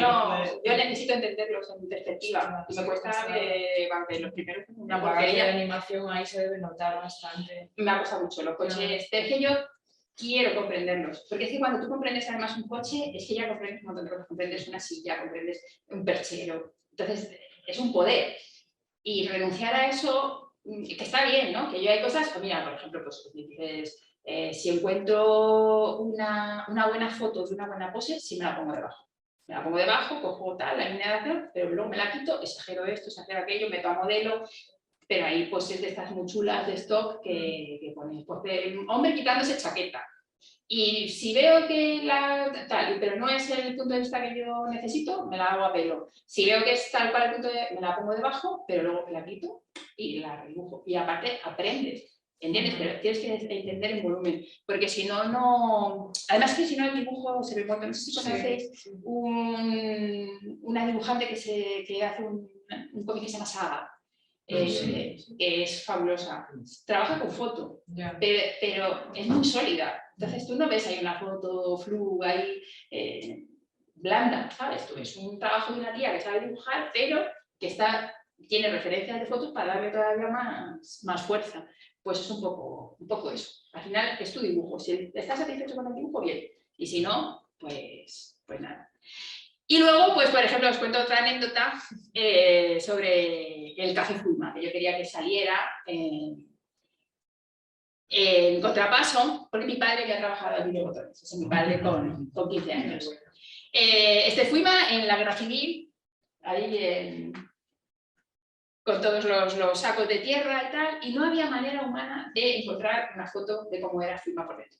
Que al final sí la encontré, surgió en Instagram esa foto, y creo que es la única foto que yo por ahora he visto de cómo era Fuima por dentro. Como no tenía esa referencia, pues cogí un día a mi padre y le dije, papá, cuéntame cómo era todo aquello, para tratar de hacer un poco, recrear el café, ¿no? Y según él iba hablando, pues yo iba viendo cómo hacer las cosas. Tenía un problema con esto, con lo del templete que me contaba él, ¿no? El templete que llamábamos, que era como una elevación, una cosa como esta, pero yo decía, pero como para adentro, para afuera, es que no me acuerdo y no sé qué, que aquí ya se veía más, que era una cosa que tenía esta barandilla, tenía aquí la lamparita y ya sí parecía un templete, ¿no? Bueno, pues nada, pues entonces te pones a construir las cosas como buenamente. Por eso os decía que siempre hay que buscar soluciones innovadoras a los problemas que yo tenía claro que quería hacer eso. Y entonces al final, pues sí que conseguí recrearlo entre la foto y lo que me había dicho mi padre, ¿no? Había cosas que en la foto no se veían, por ejemplo, en la entrada que tenía unas cortinas blancas y bueno, le metí corriendo algodones que le hizo mucha ilusión. Bueno, pues ahora ya después... ¿cómo ataco las páginas? Que sería ya al final. Aquí sí que soy inflexible, aquí no me salto ni una coma. La planificación tiene que estar entera, que yo lo vea, ¿no? Entonces, esto es súper importante para saber cómo va la historia y cuánto va a durar y si todo funciona bien, si es equilibrada, si veo que tengo alguna escena que le he tenido que meter 12 páginas y otra tiene uno, digo, la de 12 hay que dejarla en 6, o sea, entonces hay que quitar, porque hasta aquí todavía sigo haciendo muchos cambios. Trabajo con el Clip Studio, la versión profesional, que tiene una posibilidad, que es que ves todo el libro. Entonces yo sin eso no puedo vivir, esa verdad. O sea, porque además el salto de página, o sea, qué hay en página impar, para mí es súper importante, ¿no? Como que se va a dar una vuelta y muchas veces, de hecho, sacrifico alguna cosa solo porque acabe donde debe de acabar para que la persona se vea necesitada de dar la vuelta. ¿Por qué esto es lo más importante de todo, creo yo? ¿Y por qué hay que hacerlo de todo el álbum? Yo lo hago de todo el álbum porque me ayuda a ver el pulso narrativo, porque puedo ver la composición de cada página y de cada viñeta y el ritmo total también de cada página, también de cada viñeta. Es donde puedo controlar la unidad de todo el libro, pero que también sea variado y que esté contrastado. Esos 3 principios para mí son lo fundamental. La unidad, la variedad y el contraste, tanto en personajes como en cada escena, como en el guión en general y por supuesto, en la planificación, ¿no? Aquí es donde tienes que elegir qué se va a ver, cómo se va a ver y cuándo se va a ver. Y tú eres quien va a hacer esa jerarquía de esa información, qué voy a mostrar en cada momento, por qué y a dónde me va a llevar eso y qué va a producir en el espectador o en el lector, ¿no? Por supuesto, hiper claro. Si tú ves que está confuso, si cuando empiezas a leerlo de nuevo tú no sabes lo que has puesto ahí, hay que hacer una reflexión y que sea emocionante, que no pierdas la emoción, ¿no? Bueno, yo como veis cambio muchas cosas. Aquí igual no he cambiado tantas, pero sí, mira, por ejemplo aquí en la parte de aquí abajo ya hay bastante cambio. Me doy cuenta siempre cuando ya ataco la página que soy muy repetitiva y entonces lo que suele hacer siempre es ir a menos. O sea, he puesto a lo mejor 2 viñetas que se pueden fundir en una y entonces siempre trato de quitar, ¿no? De quitar los diálogos, de quitar cosas, de que sea mucho más efectivo y más rápido, ¿no? Ahí tenemos otro ejemplo en el que, por ejemplo, también, pues para que quedara más clara la acción de que estaba toda la noche leyendo, pues pones esa viñetilla y va a ser algo más claro. O sea, que a veces quito, pero alguna otra vez pongo. Si conocéis el Clip Studio, los que queráis hacer cómic, para mí es el programa definitivo, vamos, solamente lo de hacer los caminos de las calles, ¿no? de viñeta, es que es súper flexible y te da un montón de posibilidades interesantes. Después, pues aquí, por ejemplo, en el primero de Contrapaso, fui por secuencia, o sea, por grupos de 10 páginas, hacía 10 páginas a lápiz, las entintaba y les daba color y las facturaba. Ahora, eso me parece que hizo que no fuera muy coherente el estilo gráfico, sino que cambiaba mucho del principio al final. Entonces ahora lo que voy a empezar a hacer es todo el lápiz junto, luego entintaré todo junto y daré el color todo junto y tengo que llegar todavía a un acuerdo con la editorial también como factura. En ese sentido, entintas, por ejemplo, las páginas en orden, empiezas desde la 1 y... Lo intento, lo que pasa es que hay veces que si estás muy agobiado y si ves que se te ha atragantado algo, sobre todo haciendo, porque el tintar es más mecánico y es raro que te encasquilles, pero por ejemplo cuando tienes que dibujar, hay veces que algo se te atraganta y es mejor pasar a lo siguiente porque te refrescas, ¿sabes? Te vuelves a motivar además porque igual te sale un dibujo bonito y ya puedes volver atrás de otra manera, no tan quemado por una cosa que estás haciendo, ¿no? Y veis, esta es cómo te muestra el libro, que es muy importante, porque así es que lo ves, vas viendo perfectamente si funciona, si tiene buen ritmo. Yo creo que esto es una de las mejores cosas que tiene Cels. Digo Cels, el Clip Studio. Y otra de las mejores cosas que tiene son las herramientas de perspectiva, que yo que he sido la yautera de animación, íbamos a pelo, que había veces que te tenías que tirar al suelo ahí con 2 chinchetas para hacer una perspectiva. Si hubiéramos tenido esto, madre mía, o sea, hubiera sido tremendo. Pero ya digo que yo lo que suelo hacer con esto es que efectivamente tiramos la perspectiva y luego yo me hago el boceto, pero luego la hago con sentidillo. Lo tengo que comprender y ver que eso, y luego hay cosas que te va a interesar hacerlas más grandes o más pequeñas. A mí aquí me dio una gran lección Miguel Sobrado, que es arquitecto y que entiende muy bien. Él se echaba las perspectivas a mano alzada en arquitectura y se acabó matriculado. ¿No? O sea, yo creo que debe haber sido el único del mundo. Y porque las entendía, decía, es que no se puede dibujar nada si no lo comprendes. Si lo quieres dibujar bien, con corazón y de forma expresiva, y él es capaz de dar expresividad a las calles y a los edificios, que es una cosa muy difícil, pero que es posible, si quieres hacerlo así, lo tienes que comprender. Una vez que tú lo has interiorizado, lo puedes mostrar. Bueno, pues con el pintado, el clip tiene todo tipo de lápices y tiene, vamos, por demás, encuentras lo que quieras. Otra cosa es sentirse cómodo con ello. Yo soy muy tiquismiquis y tengo uno para abocetar rápido porque es un pincel rápido. Luego necesito otro para abocetar lento porque es un pincel preciso. Luego otro que es texturizado para entintar, pero que me tiene que dar un cierto grado de gris. Luego no se ve nada de eso en el... Pero yo qué sé, yo es que soy así, muy agobiona. Y entonces necesito, y luego cada cierto tiempo además digo, ya no me funciona esto bien, ya me parece que se me ha desconfigurado, pero yo creo que soy yo.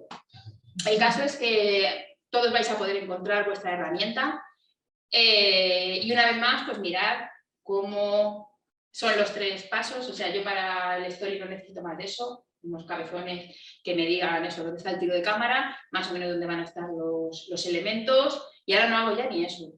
Y tirando para adelante. Y después el color, yo en el color quería que fuera imitando acuarela, y una vez más, en el clip tenéis todos los colores que queráis, pero es que las acuarelas son especialmente buenas. Yo trabajo con unos pinceles que hace un italiano, se llama Paolo Limoncelli, y que además los compras una vez y luego te manda ya los nuevos que hace gratis para toda la vida. El hombre ya sé lo que ganará, pero en fin, es un hombre que todo el mundo le adora, pero tiene unas acuarelas flipantes. O sea, ahora mismo son indistinguibles de una verdadera, con toda la posibilidad que te da el corregir, ¿no? Que es algo también muy interesante. Entonces, pues aquí ya veis que vamos añadiendo un paso más, ¿no? Que sería el color. Y estas son diferentes aproximaciones de color. Yo ahí me copio también mucho de mi compadre Juanjo Garnido en cuanto a elegir paletas muy limitaditas que además transmitan emoción. Entonces, es que la carga psicológica de los colores es evidente, ¿no? Entonces, si tú coges y haces una escena que básicamente está en tonos rojos o ocres o medio gris, o aquí que es un atardecer, pues metes morados y naranjas, aparte de dar información sobre cómo se están sintiendo los personajes, también dónde están y a qué hora, ¿no? Tienes eso, tienes esa carga psicológica, esa emotividad que el color ayuda mucho a transmitir. Y yo creo que de hecho Contrapaso es una de las cosas que mejor ha caído, ha sido que el color tenía ese tratamiento y la gente se identificaba mucho con los personajes y con sus sufrimientos por cómo estaban las paletas. Esto también es mucho más fácil en digital. ¿Qué? Ah, sí. Bien, si sueles trabajar con color key para poder controlar toda esa carga dramática donde te la quieres llevar y todo eso, o vas directa. Suelo hacer una viñeta primero, en plan color key. A ver, por ejemplo, cojo el general y ahí ya. Lo que suelo hacer también es coger siempre de referencia a lo mejor algún fotograma de alguna peli. ¿Sabéis estas cosas que hay en Instagram, esas páginas que son el color palette y cinema palette y todas esas? Pues sí que suelo mirar bastante y digo, qué buena paleta y tal. Y entonces pinto, yo normalmente no trabajo con flats ni nada de eso, sino que voy a pelo porque la misma base me gusta que sea texturizada. Entonces, como hay esos pinceles que si tú apoyas el pincel deja gota, pues me gusta, ¿no? Igual en la barbilla pues apoyo más y ya doy sombra abajo, te hace como una especie de degradados, pero que no son mecánicos, que son de acuarela. Entonces relleno a lo tradicional. Y eso ya me ayuda mucho a ir centrando el color. También como ahí vienen analizadas las paletas, pues tú ya sabes que vas a tener algunos cuantos verdes y por ahí te vas moviendo y te ayuda. Que tenía otra pregunta antes que estaba leyendo Contrapaso. Me he fijado de que había como varias páginas que tenían color rojo, amarillo y morado. No sé si es por la bandera republicana o si es parlamentario. Pues consciente no es, pero vamos, sí puede ser que en alguno de ellos a lo mejor si tenía que ver, por ejemplo, con todo de las mujeres, que era todo rojo, pues sí tiene que ver con eso. O cuando están, por ejemplo, va a ver a su tío el general, son los nombres de la bandera de España, la bandera. Entonces, sí, ahí pues hay veces que sí tiene alguna cosa. Es que pasa mucho que eso, que en las escenas en las que estaban los personajes masculinos casi siempre eran los colores ocres. Y luego con los personajes femeninos había muchos morados también. Y no sé si esto es algo. Sí, puede depender también. Los morados yo los suelo poner mucho cuando son eso, o por la tarde o nocturnos. Ahí sí que. Pero tampoco es un color que utilice yo muchísimo, pero aquí en este tipo de situaciones suele funcionar muy bien. Bueno, y aquí ya es una pequeña animación de cómo 4 viñetas funcionan finalmente desde el trocito de guión. ¿Y qué nos quedaría? Pues ya nos quedaría nada más la rotulación, que normalmente a mí me la ha hecho siempre el editor, ¿no? Hay veces que hay gente que sea muy tiquismiquis, que se hace su propia fuente, o si eres un autor que interesa mucho, te la suele hacer también la editorial, porque son muy caras. Es muy caro hacerte tu propia fuente, pero te hacen hacer 20 as, y entonces eso va saltando y la verdad es que da una sensación muy, muy natural. Sería un poco...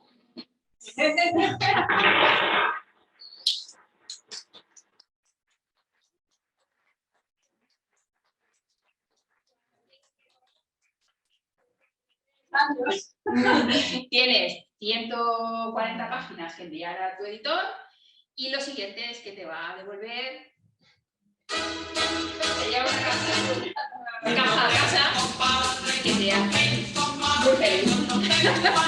Tienes a tu liquidito todo bonito.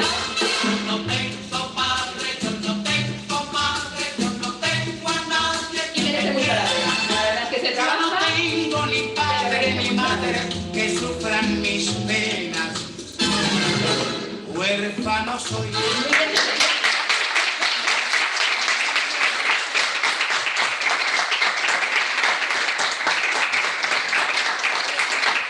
Pues nada, espero que no se os haya hecho muy largo, que haya sido interesante. Y si tenéis alguna preguntita que os haya quedado... Se supone que abrimos ronda de preguntas, pero creo que las hemos ido Tengo algunas apuntadas bien. Pues sí.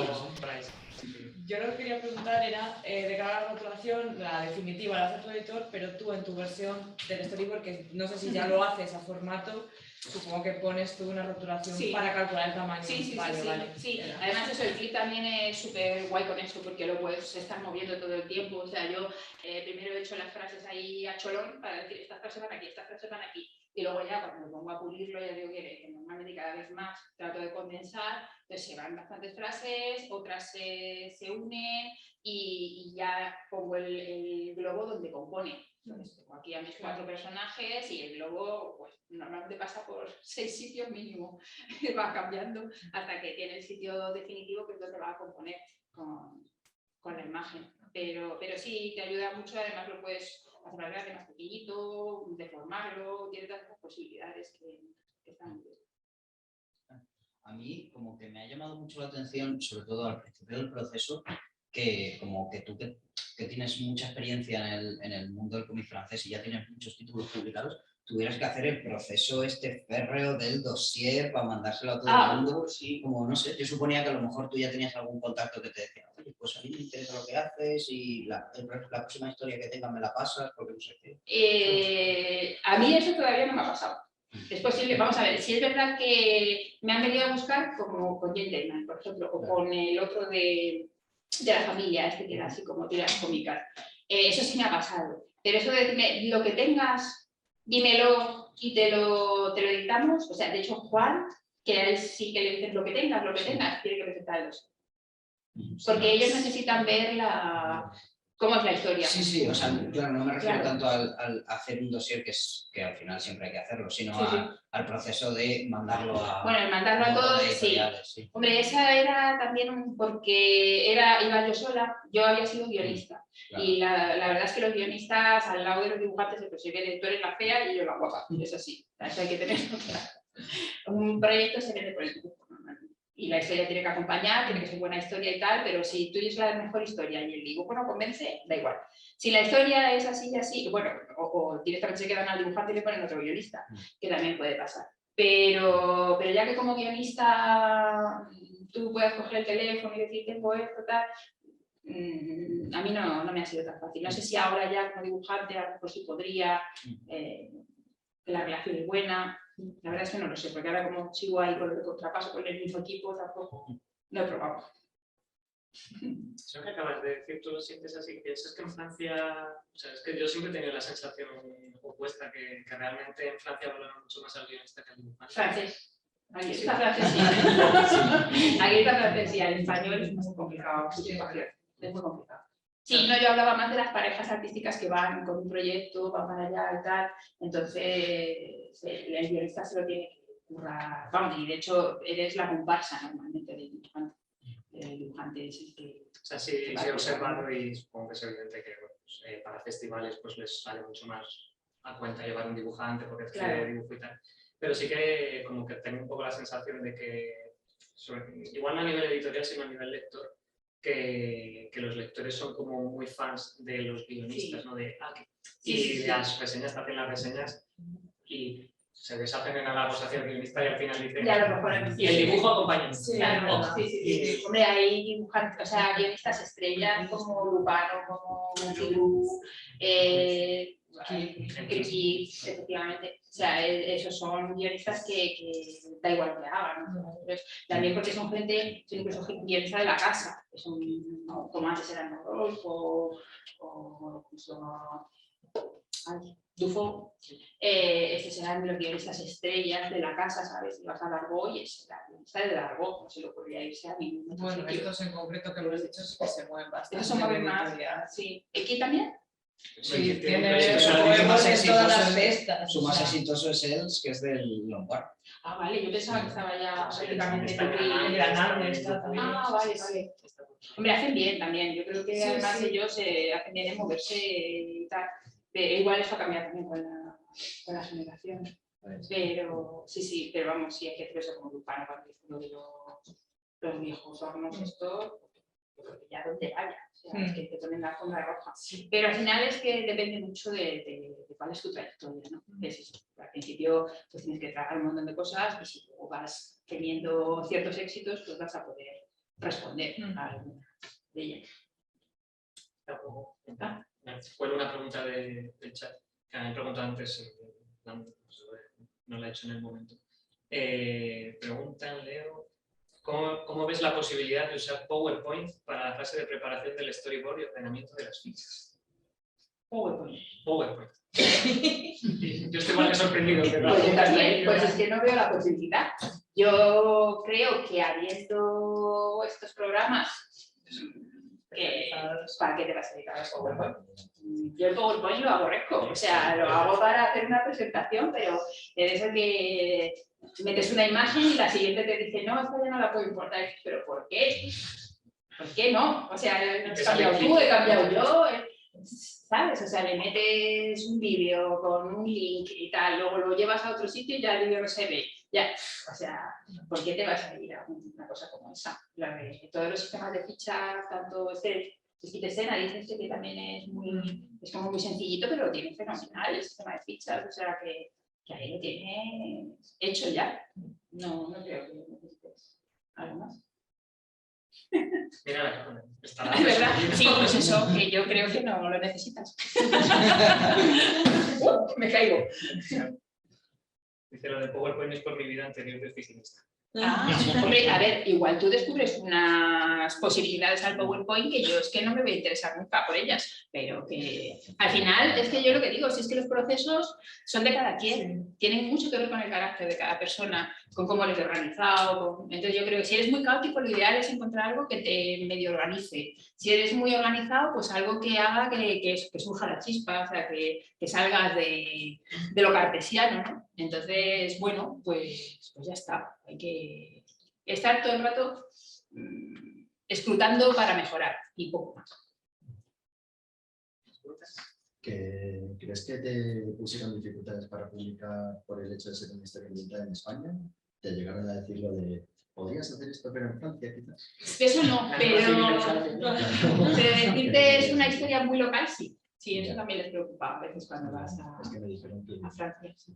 me Sí, he dicho algo parecido, así ¿A ti puede presentar un proyecto? Sí, le presenté una idea a una persona y me dijo, igual esta historia, pero en Francia Claro. es que no es lo mismo el contexto histórico, así que... Sí, y sobre todo tampoco es lo mismo tu experiencia. O sea, si ya estamos hablando de lo de ser un poco impostor, imagínate encima impostar toda la cultura francesa y no sé qué. Es complicado. Yo pienso que al final lo que tienes que contar son historias con mucha honestidad, que quien lo lea diga, esta persona sabe de lo que habla, lo está diciendo con el corazón, todas las cosas que dice. Eso al final trasciende. El problema es que cuando tú estás presentando un proyecto, claro, eso no se puede vender así, ¿no? Ellos no saben cómo estás tú de preparado, cómo cuentas. Si tienes más libros, sí, ya van a saber un poco cómo eres como artista. Pero así de primera, claro, tienen que hacer un acto de fe y una confianza que no siempre es fácil decirse a un editor. Entonces van a ir más a lo seguro. Pero bueno, ya te digo, es que esto no se sabe. O sea, de hecho, si Contrapaso ha funcionado bien en Francia, ha sido entre otras cosas por el interés que tiene precisamente el periodo franquista. Allí hay una colonia además de republicanos exiliados todavía de descendientes muy grande que les interesa mucho y luego a ellos les interesa porque es marciano, o sea, ellos ven los años 50 y muchísima gente venía y decía, yo no pensaba que vivíais así, casi en los años 60 y estaban ya casi con el amor libre, entonces lo flipan muchísimo y dicen, pero era así, sí, era así, peor y claro, ya ellos, ese contraste es lo que más les ha gustado. Y luego también yo también sabía que tenía que darle algo más, o sea, no podía hacer algo como los surcos de la zaga, si solamente si quería de primeras hacer algo medio comercial. Por eso fue lo de elegir que fuera un polar, que fuera de género negro, una investigación que al final a la gente le va a dar lo mismo casi lo que le cuentas, lo que quiere saber es quién es el culpable, por qué tal, las motivaciones, y si a la vez, mientras tanto, que era lo que yo quería, le vas metiendo chicha, pues guay, claro. Muchas gracias. ¿Más preguntas? Yo tengo unas cuantas aquí. Vale, yo hay una cosa que no paro de ver gente que lo hace y a mí me estalla la cabeza, que es esto de escribir a dos manos. O sea, ¿cómo se escribe con otra persona? Vale, yo creo que, o sea, a dos manos todo el tiempo nosotros no fuimos capaces. Sí, nosotros con Dientes Mail lo que hicimos cuando nos lo propuso Darbo, pues bueno, esto llamó un día a François y dijo, mira tal, Juan, queríamos trabajar con Antonio Lapone, que es un dibujante italiano tal, y queríamos que le hicieras tú un guión, pero una cosa así que sea más o menos con el universo de Mad Men, y dijo, pero cuando yo había ido de consorte acompañando a Juan así de feria y tal, había hablado muchas veces con François Levescon de Mad Men, que éramos los dos super fans. Y entonces, de todas esas conversaciones, él dijo, pero me gustaría que estuviera Teresa también porque me gusta su visión. Por eso digo que hay que hablar de que no sabe nunca cuándo va a volver en oportunidad de trabajo. Y entonces nos pusimos los dos a hacer ese tipo de cosas en la lista de Mercadona y llega un momento en que ya no es posible hacerlo juntos. O sea, el tener ideas, eso, el volcar ahí cosas que podrían salir o tal o cual, tienes ciertas discusiones de eso no lo veo, sí, porque va a quedar muy guay, porque tal. Y luego lo que hicimos fue decir, y ahora trabajas tú, lo escribes tú, y ahora me lo pasas a mí, te digo todo lo que no me gusta y escribo cosas nuevas, ahora te lo paso a ti, escribes cosas nuevas, y así fue, lo fuimos avanzando, pero ahora escribes tú, ahora escribes tú. Y mira, esto lo voy a quitar, ¿te parece bien? Sí, porque creo que lo funciona, vale, no lo quitamos. O sea, al final bastando, pero eso de escribir, los diálogos los escribí yo, porque es que si no, no hay manera. Luego siempre se lo pasaba a él, ¿no? Pues esto no lo veo, pues esto es raro, esto es confuso, voy a meter este diálogo nuevo. Pero eso de aquí los dos sentados, yo no sé si alguien lo hará, pero yo creo que sabéis como el Rosario de la Aurora, pues cada cosa se discute y es agotador. Sí. Sí, me sorprende sobre todo, supongo que el cómic al final es un poquito más fácil porque estás escribiendo un guión, pero cuando lo veo en novela sí que no entiendo. Sí. Porque una novela al final, el producto final es lo que estás escribiendo. Claro, en el bueno, guión Carmen Mola es son un 3. Claro. Sí, pero son guionistas también y yo creo que tiene mucho que ver con eso. Entonces yo creo que uno hace la sinopsis, otro hace la escaleta, otro tal, y van pactando y luego dicen, venga, y los capítulos, si tenemos un estilo más o menos parecido, o tú llevas esto en los capítulos, ahora que además en novela casi siempre hay el capítulo de este personaje, el capítulo de este personaje, el capítulo de este personaje. Al final, parte de la novela 3 y hay 3 novelistas haciendo el saque de es eso. Si vienen del guión, lo tienen bastante engrasado. Me parece a mí. ¿Preguntas? Son 51. Bueno, son y 52, así que una más y paramos. Bueno, esto me ha quedado un poco la duda porque lo has comentado un poco de pasada. Hasta ahora habías trabajado como guionista o como dibujante por encargo para otro guionista. ¿Qué te hizo dar el paso para decir, me hago algo entero? O sea, es algo meramente personal, decir, ahora tengo tiempo porque antes no lo tenías. Y porque soy dibujante, o sea, porque cuando yo he escrito para los demás, aparte de que ahora entiendo a los pobres y les pido mis disculpas, siempre lo digo cuando digo a la cámara, disculpas a mis dibujantes porque yo soy muy pesada escribiendo y escribo muchas cosas superfluas que luego hay que quitar. Pero cuando las estás escribiendo te estás dando cuenta. Eso se da cuenta uno cuando las hace, ya lo mete en imagen, ¿no?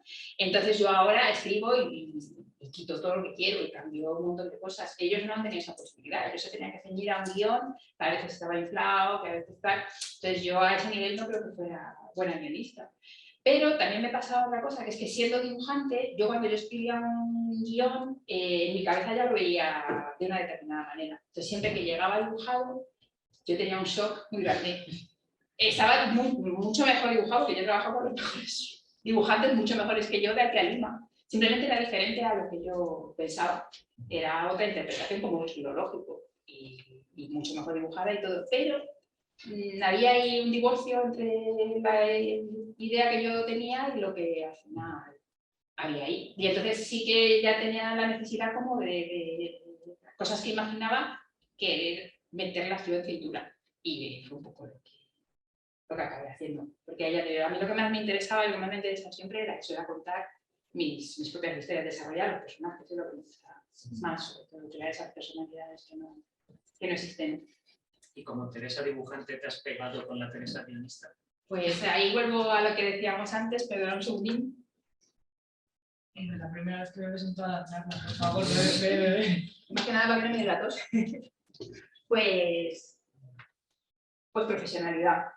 Porque si no fuera por la profesionalidad, pues sí me insultaría gravemente. Me acordaría de mis propios padres muchas veces. Porque es que yo como guionista, soy como, se siente de mí, no sabéis quién es, pero era el que hacía las multitudes y las cosas de superproducción y todas esas cosas.